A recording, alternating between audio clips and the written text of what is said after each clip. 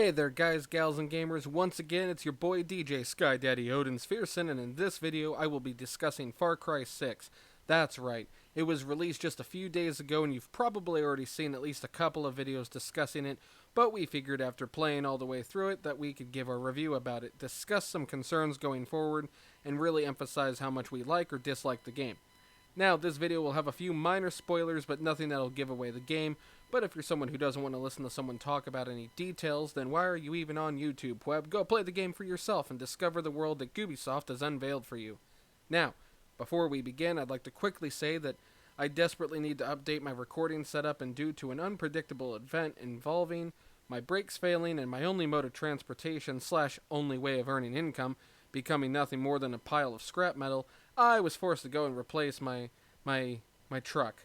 And I'm going to need some help getting some new equipment. So along with our usual links for our Twitch channel, social medias, and whatnot, I will also be putting a link down in the description below for a GoFundMe if you wouldn't mind donating and helping a dude out so I can ensure that my future videos are top notch, unlike the last couple weeks. I'd greatly appreciate it. If not, no worries, I'll make do with what I have. But enough of that, let's get into the video.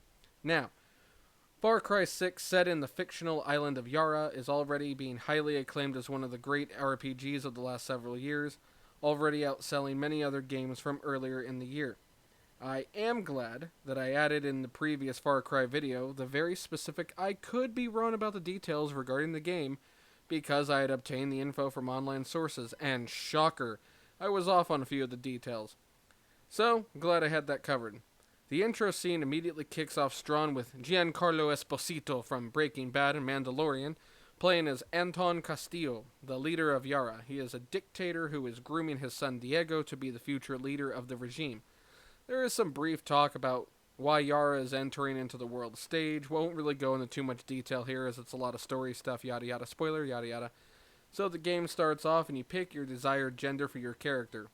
No matter what you pick, your name is Danny Rojas. You are the former Yaran army, and after some crazy escaping death type stuff, you find yourself being sent on your first mission for a guerrilla leader. Getting new weapons, equipping some clothes and armor, riding horses, shooting some fascist pigs, and blowing shit up pretty quickly. Much like the previous installments of the series, Far Cry 6 is not lacking in the blowing things sky high department. And much like Walmart's and Christmas decorations, that action hits way sooner than you'd like to think. It starts off fast, it takes off faster, and the pace of the game is merely determined by your actions. You will be able to explore the island, which is massive, by the way. I don't think Santos and I have even covered a quarter of the map yet. We've put in an easy 10 hours already. Instead of having guns for hire, like in Far Cry 5, you will have Fanes for hire. The first of which, minor spoiler, is Guapo, a fucking crocodile who loves nothing more than charging at an enemy and chomping him into pieces while his targets, buddies, having a heart attack watching, leaving you free and able to shoot at your enemies with a fair amount of leisure. I won't go into any more details for the others. You could go discover those for yourself, and maybe I'll do a discussion video in the future where we delve into the minor details, as Santos likes to call them. For you all to let me know in the comments, just let me know down there below. Go down there below and click there and leave a comment and let me know what you want to do in the future.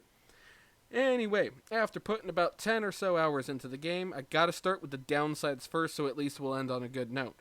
First and foremost, like almost every game that's made, there are some day one issues. But surprisingly for a Ubisoft game, sorry not sorry Ubisoft, those problems are pretty minimal. Nothing more than a few NPCs floating in the air or quest targets being located a little bit away from where they actually are.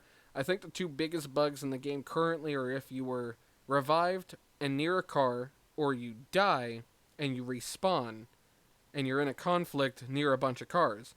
There is a chance you'll be teleported inside of a car, you're unable to move, shoot, or really do much of anything. On the bright side, you can't be shot at or killed unless the car is blown up, so take that as you will.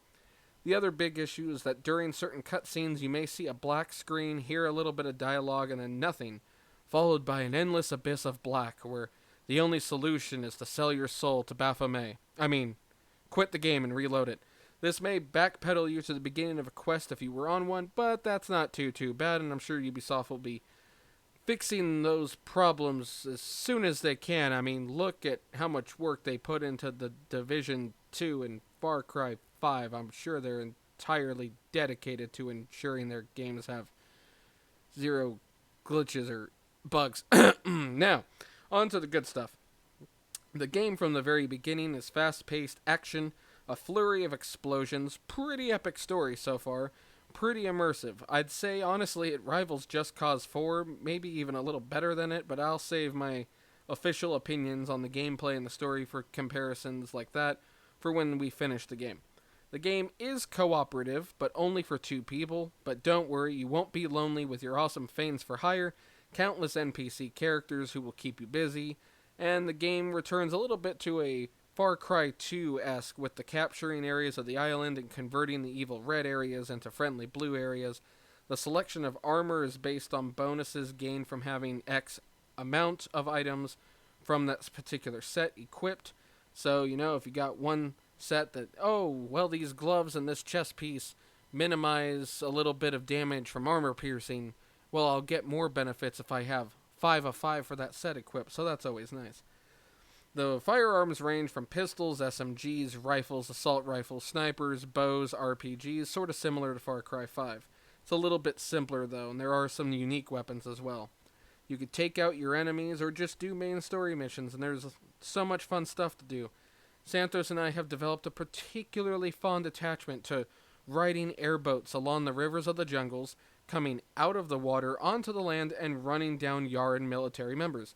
Just imagine for a moment you're on patrol and a fucking airboat with 2 guerrilla fighters runs you over, laughing their asses off as you bleed out onto the hot pavement of Yara's city streets. And seconds later, a crocodile and a dog go sprinting behind, frantically trying to catch up. I guarantee you he will arrive at the pearly gates wondering what the hell he did with his life, regretting every choice he made that led up to that moment. You can oppose the regime by systematically taking out every single checkpoint, base, fortification, artillery setups throughout the island, or you can run around the various little towns, hunt down treasures, investigate the lore, get to know some of the locals, and just enjoy yourself in the Caribbean climate. After playing every single game in the franchise, I will say that there are some things about this game that might be a little weird or conflictive for some people.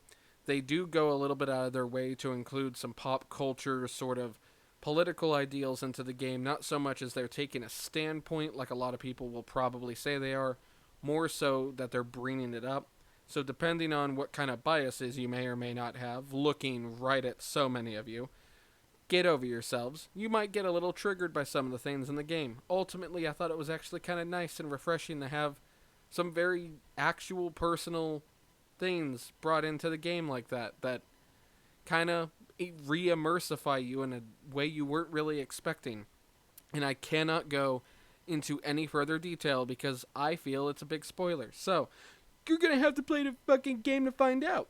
Now, I will say, like I said, don't get me wrong. I love killing drugged up hippies in Hope County. But Far Cry 5 so far does not even come close to the amazingness of Far Cry 6. It is action-packed from the very beginning. It is just so much fun. I have yet to have, I think, more than 2 minutes without having something to shoot, someone to kill, or someone offering me to do something. And a lot of people might think that's meh, but out of all the games, this one is now my favorite. Like I said, I love killing up dirty hippies in Hope County, but there is something just immensely satisfying about jumping over a railing, nearly decapitating a member of the Yaran army, then sicking your pet on his buddy, just for the sake of doing so. There is a lot to do in this game, so don't be afraid to go out and see what you could get your nose into. I'm sure we'll have more content going up in a few weeks once we have 100% of this game, because we're gonna 100% it. And then I could give a not as spoiler-friendly review where we break down some of the story, maybe some side aspects of the game. Until then, I hope you all give the game a good old college try. Make sure to like this video. Leave a comment below sharing your thoughts on the game. If you have played it, make sure to keep it spoiler-free for those who may see your comments. And, of course, subscribe to our channel so that we can keep growing. And please, please, please, share the link to this video with your friends on Facebook, Twitter, whatever you got, Instagram. Go for it. For the rest of the year until January 1st, 2022, if you get someone to subscribe and they comment your name in the comments that they subscribe because of you, I will give you one free entry to our big 250 subscriber giveaway. So That's a free entry. You're doubling your chances of winning something. What's not to love about that?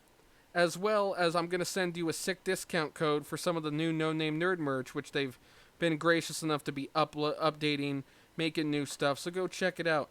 Make sure to use my code Odin with 2 N's to get yourself 10% off now, and we'll see what you might be able to do if you bring some friends along for the ride. Until next time, my loyal Viking gear, may the best of your past be the worst of your futures. Be safe out there. Have an outstanding day, and as always, we'll see you in Valhalla.